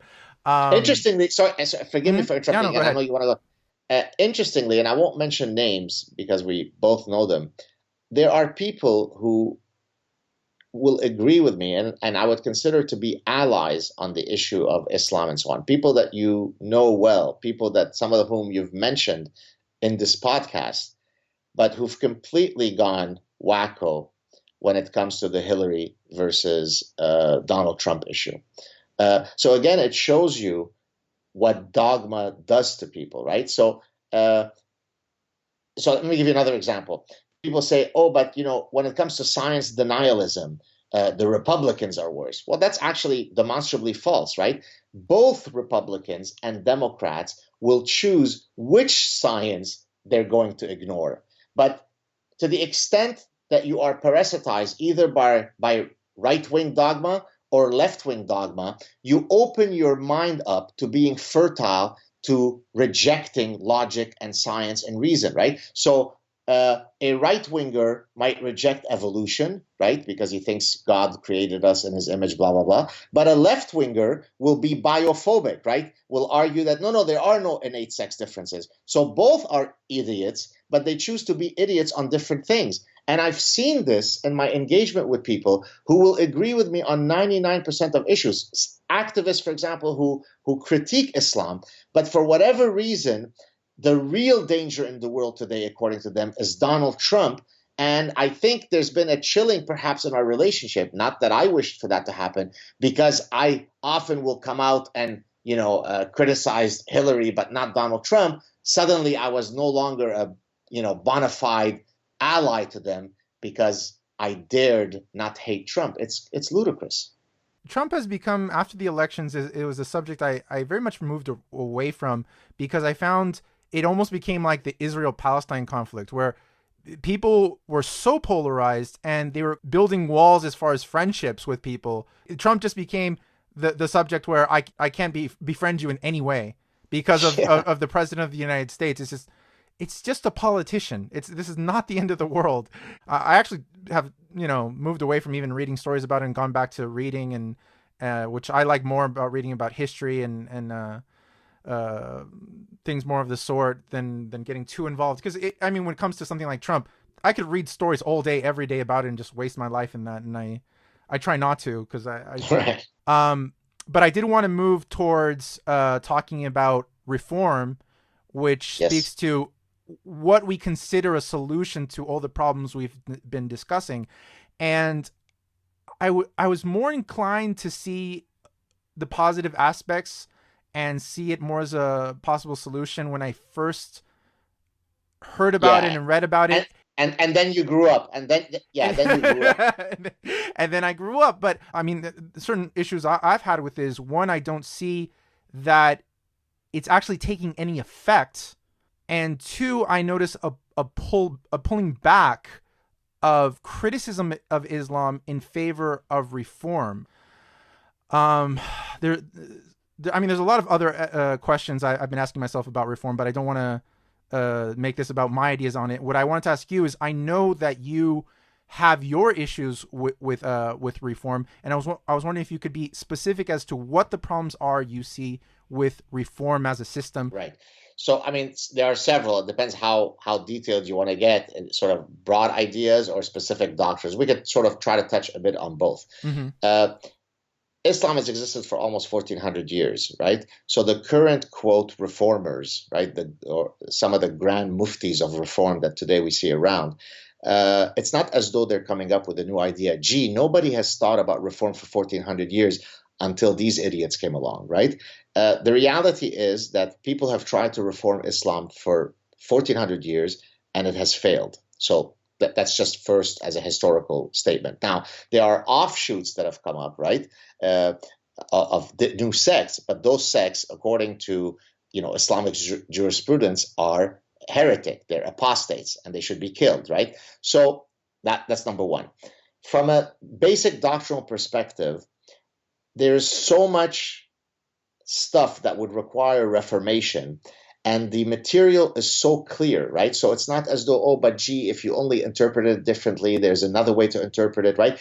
Kill, kill, kill, kill, kill, kill, kill, rest, kill, kill, kill, kill, kill, rest, kill, kill, kill, could not be interpreted as love your neighbor, Jews are great, right? As much philology and linguistic acuity that you want to come up with, and all of the reform interpretation that you want to come up, and the hermeneutics, it's not going to cause kill to become kill with caress, right? So the reality is, linguistically, doctrinally, historically, there is no path by which all of the problematic passages in the Quran, in the Hadith, in the Seerah of Muhammad could ever be made palpable and consistent with secular, liberal, modern values. That simply can't happen. Now, while we sit around playing around with Hadith number 437 that's authenticated to see whether the Grand Mufti of Reform can play some linguistic game so that change killed the Jew, that it means no, sit with the Jew and have a cappuccino with him, people are dying, okay? And again, by Islamic jurisprudence, by the doctrines of Islam, there is no way, right? This is the final inerrant word of God where you can't change harf, one letter from it, right? So even the process of reformation could be considered an act of apostasy. So for all sorts of reasons, and I can get into much more specific details and examples, that game is not going to work, because the reality is we're facing imminent dangers with 21st century weaponries that don't permit for us to play academic games with all of these doctrines, so that we could come up with a more palpable version, so that 1.6 billion people, 1/5 of humanity, could suddenly now only practice and see a beautiful, tolerant, and peaceful religion. So the exercise of reform has failed and will continue to fail, and there is absolutely no proof whatsoever that anybody has ever brought me that suggests that I'm wrong. But would you say that even if it's not working, if in our eyes it's not effective, would you say still that ultimately their objective is something we would favor, which is to make Islam more liberal, more humanistic? Therefore, well, they can do it, and if they succeed, wonderful. If they fail, well, they fail, and it's just none of my business, and I'm going to do my thing. But let them do their thing. Would you say that's an okay position to have towards reformers? Just not to... It's not a system we necessarily need to oppose and attack, but we're not going to go out of our way to prop it up as this is the main system we want to promote. Okay.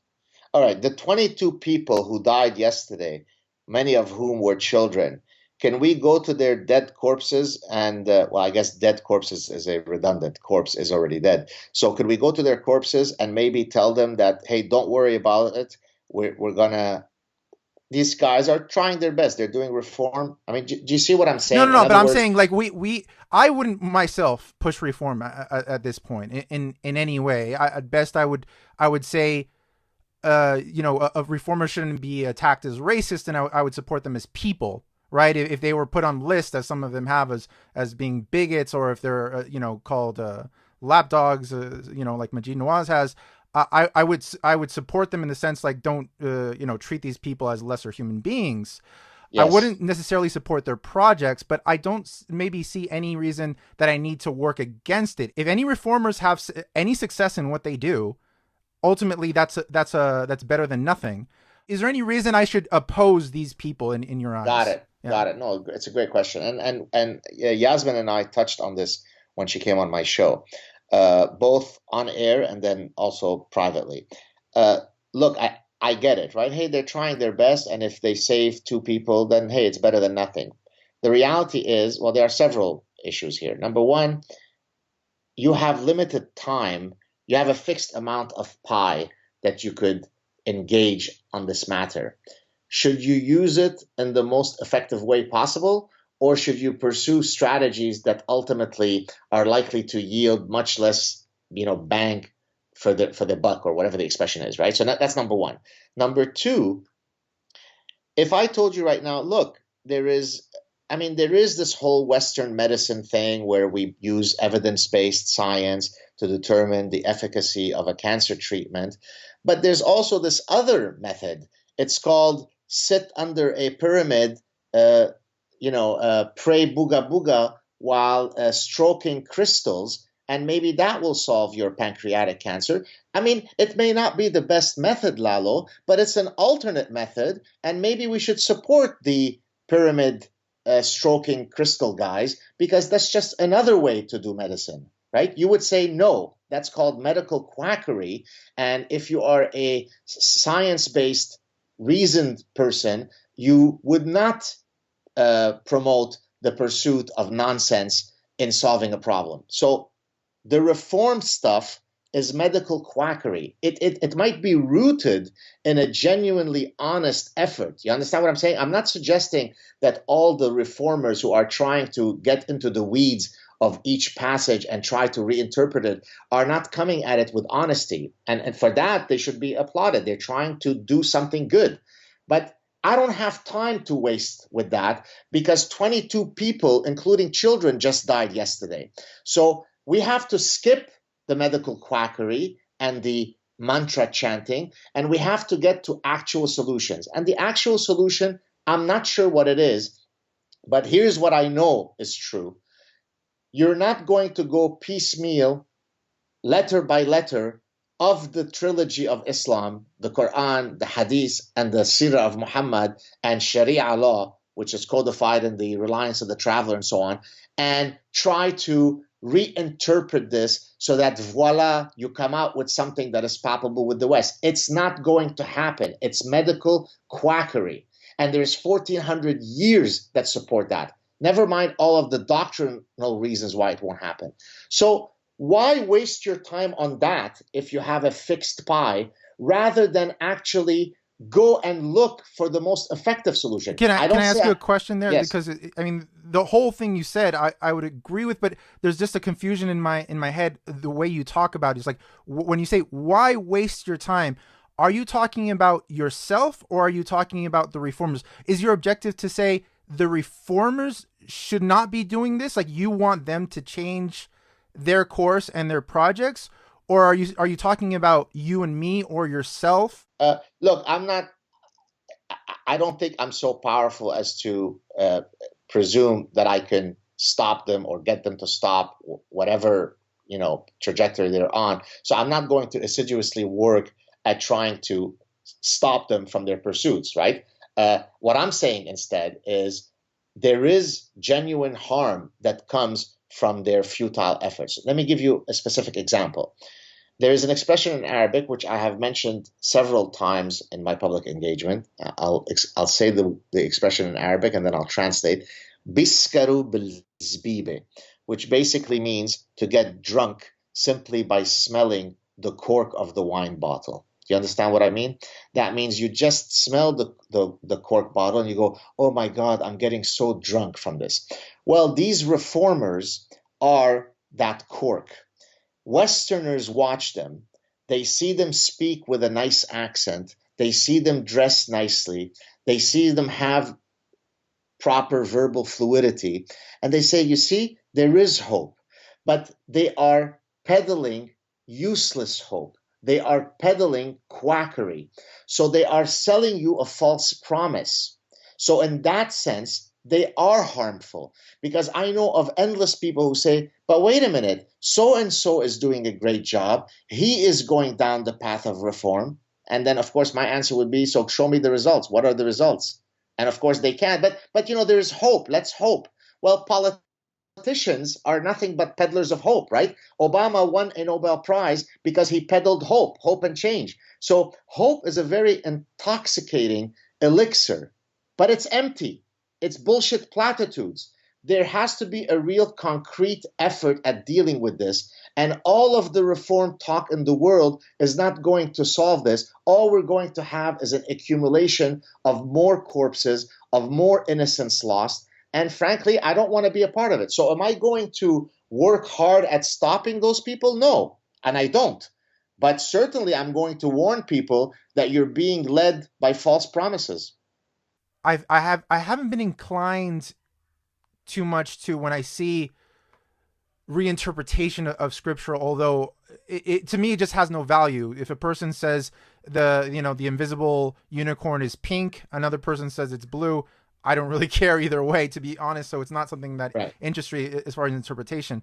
Where I have already started to give a little pushback, which I don't like at all when I'm seeing reform, is now there's also an inclination to say certain historical facts about Muhammad or the history of Islam are different than the reality. I really don't like that. If that's part of reform, where we are rewriting history and facts of history are twisted and lied about, lying may insinuate intention. So maybe it's not the best word. Maybe the person actually believes that, so they're not lying. Perhaps that's true, but it's not accurate. It's not factual.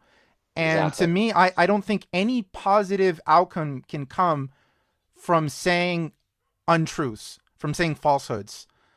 Well, and that which you are now realizing is something that I realized from day one, and I warned against it. The Grand Mufti of Reform himself refused to engage me. Now, that struck me as uniquely strange, because it's not as though I'm somebody who's not worthy to talk to for all sorts of reasons, right?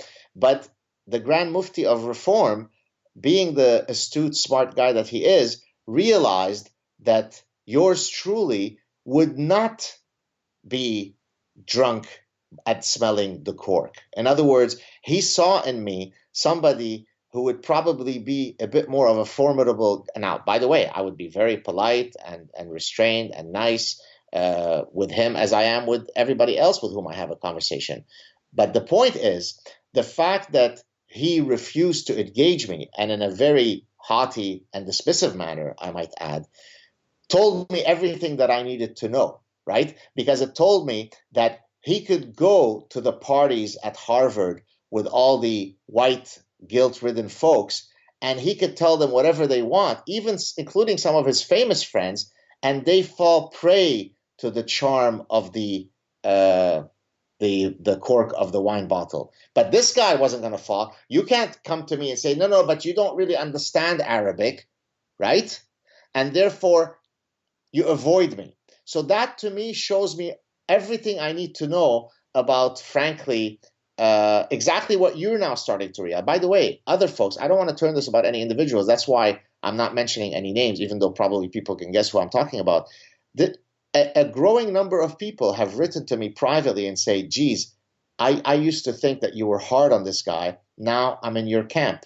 Now watch as more and more people are going to come to that realization. Why? Because it is complete bullshit, right? Look, people are dying every day as we sit and talk about reform and talk about nuanced thinking. And by the way, this is why people hate Trump, because Trump is a true disruptor, right? Trump is somebody who comes along in his own goofy, sort of maladroit way. He says, enough of all this BS. I'm going to take a big stick. And of course, all the intelligentsia, who of course are much more nuanced in their thinking, view him as some, ogre who doesn't have the sophistication. But the reality is, dangerous times at times require a guy who comes along who is not afraid to disrupt the ecosystem. And that's another reason why, in a sense, I saw value to Trump, because the current problems that we're facing don't require nuanced thinking. And by the way, when I say nuanced thinking, I don't genuinely mean nuanced thinking. I mean, this is code word for castrated bullshitters from the West, right? That's not what we need. We need honest conversations about how to solve this problem. And the way that this problem is solved is that we realize that Islam contains certain doctrines that, no matter how you twist them, are never going to be consistent with Western liberal secular values. Nothing could be clearer than that.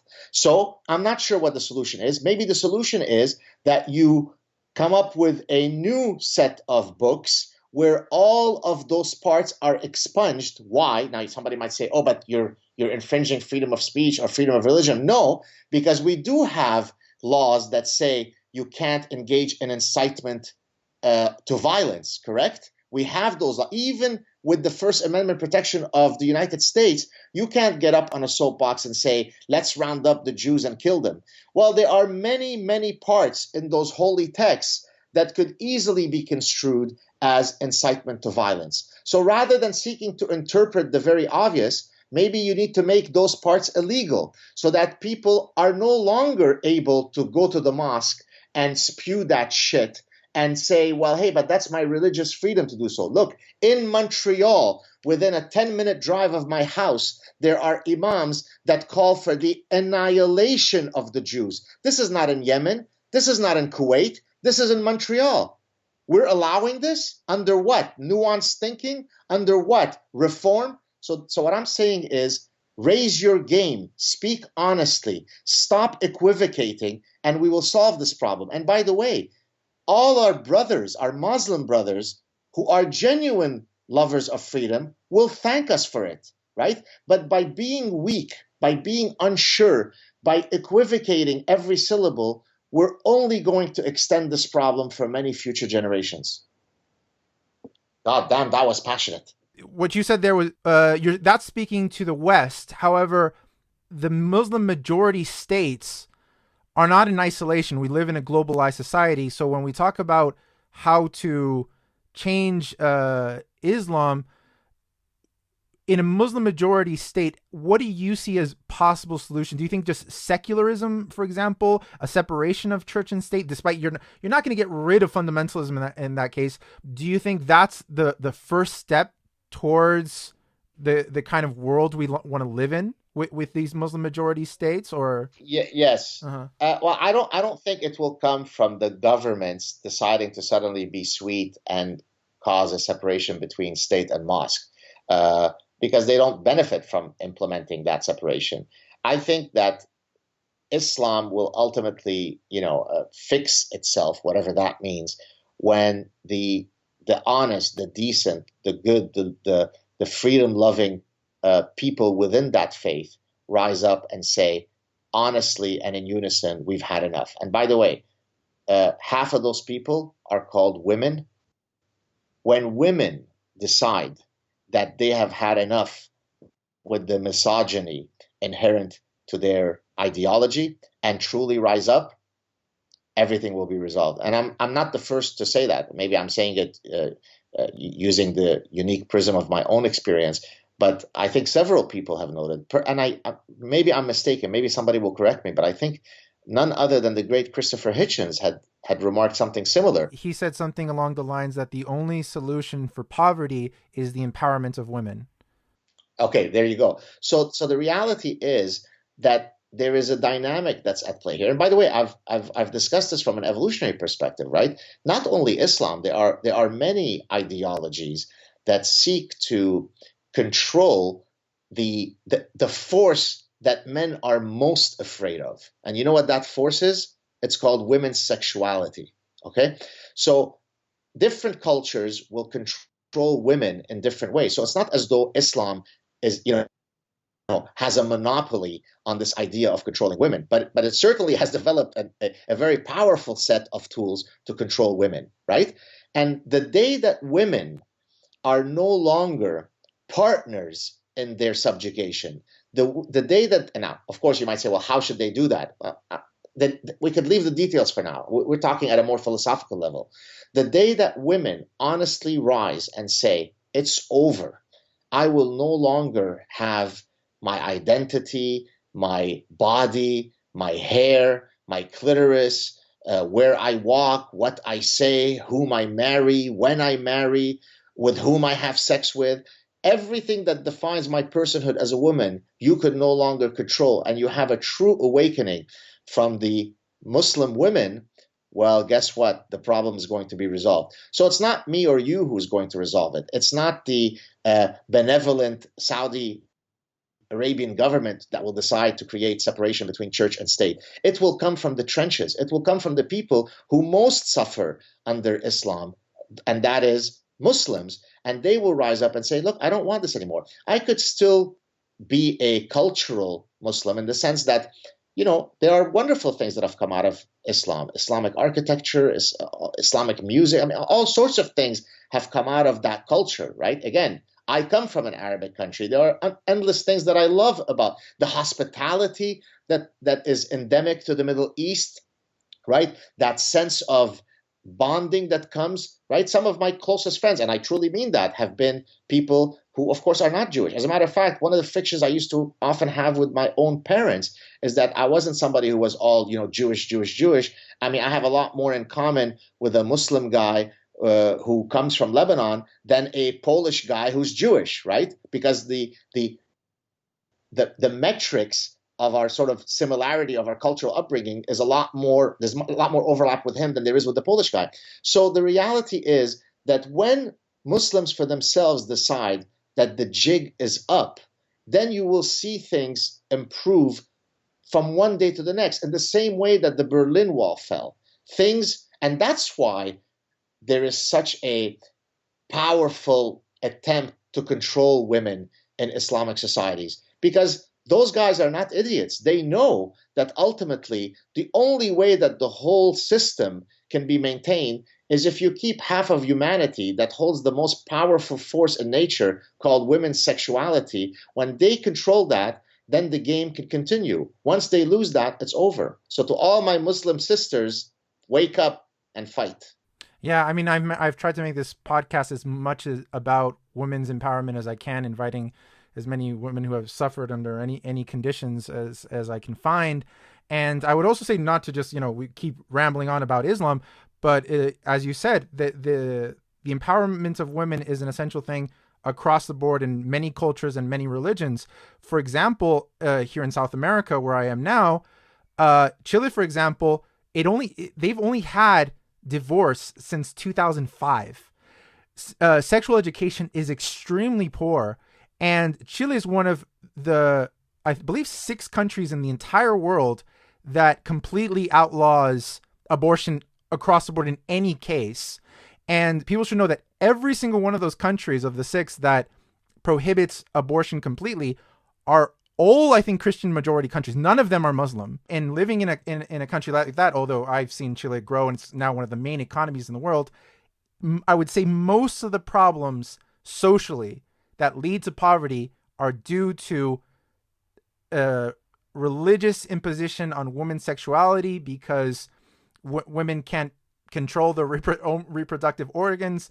They get pregnant soon, they get married very young, and they don't have a chance to develop as professionals in their life. So that I completely agree with you, and I agreed with Christopher Hitchens the moment I heard that the empowerment of women is the solution to poverty and developing a country that is secular and humanist and appreciates science.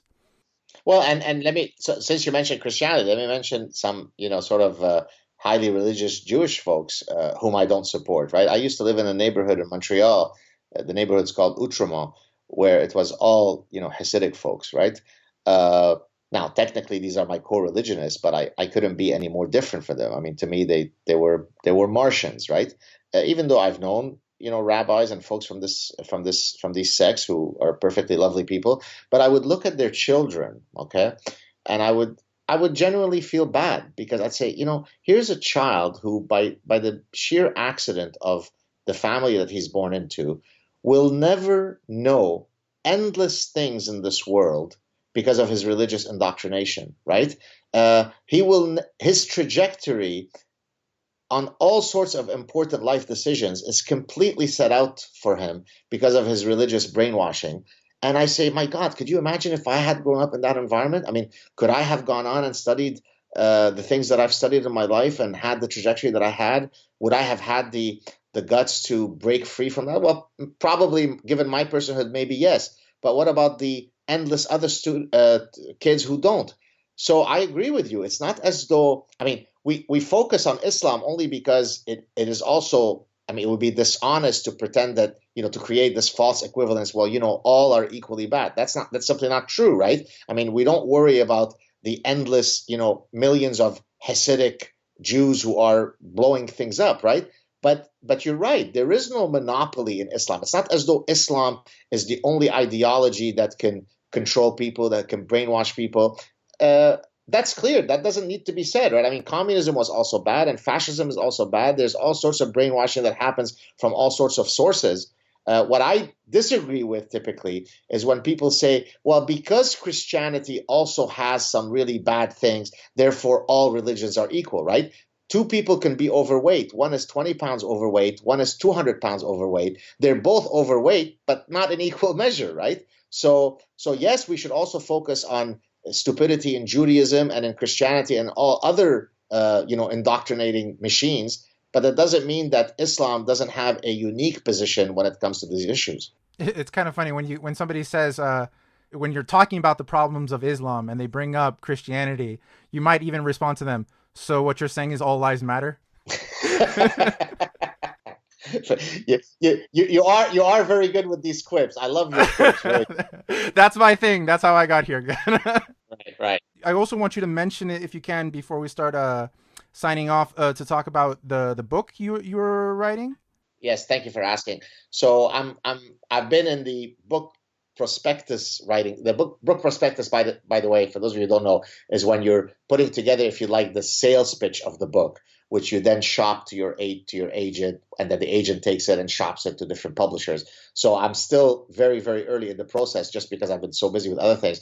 But basically, the idea of the book is to take all of the confluence of forces, as I said, postmodernism, radical feminism, identity politics, the ethos of perpetual victimhood, and so on, cultural relativism, moral relativism, and demonstrate how this cocktail of, quote, intellectual movements that has parasitized, generations of university students who are now our politicians, that's really ultimately what has led us to the impasse that we are currently facing. Because you have these movements that paralyze people from speaking openly and honestly about issues that otherwise should be very clear, but yet we're unable to do so because, as I said, our brains have been parasitized by these. So what I do in the book is to discuss these movements and then demonstrate how, once your brain is parasitized by these movements, you're unable to think clearly and face reality in an objective and fair manner. So that's really the goal of the book. Once I get a book deal, it will probably take me, I guess, about a year to write it. So I'm hoping that at some point in 2018, the book will be out. Sounds good. Is there any last message you want to say about, maybe overall, about our conversation that you would want people to consider? Right, thank you. So I would simply say, look, number one, you should be able to have these conversations without fearing to be called a bigot and a racist. Anybody who knows, certainly Lalo or myself, knows that what we care about is ideas. We care about freedom.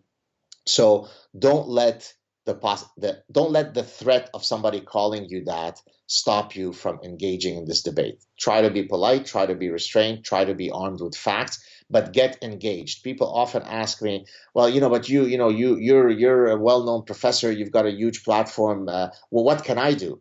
That's not true. You could, when your professor says something that you disagree with, muster your courage to challenge him or her. When somebody posts something on Facebook that you disagree with, challenge them politely. When you're sitting at the bar with your friends and somebody posits something that you disagree with, engage them. So the battlefield is everywhere. It lies in the crevice of every part of society, in our Facebook chats, in our bars, in our classrooms, in our political arenas.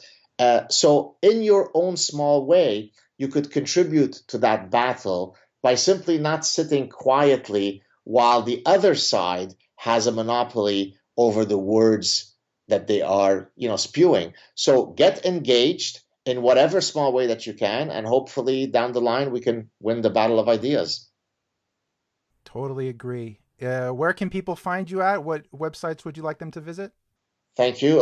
So if they want to follow me on Twitter, it's at Gad, Gadsaad. My YouTube channel, as I said, it's just if you enter my name, you'll get it. It's The Sad Truth. You'll have about 434 clips to catch up on, so that should keep you busy for a while. I also have a public Facebook page. I don't remember the exact link, but you could find it. You can follow me there. And often people write to me. I don't necessarily always respond, but I do read all my messages. So if you want to reach out, please do so. And never forget, get involved. Don't leave it for others. Well, I would add the links to all your stuff in the description of the YouTube channel. And I'll also add a link of where I appeared with Gadsad on the Rumor Report, which was very fun. I very much enjoyed sharing that platform with you. And thank you again for being on, Gad. Wonderful. Real pleasure. Talk to you soon, Lalo. Cheers.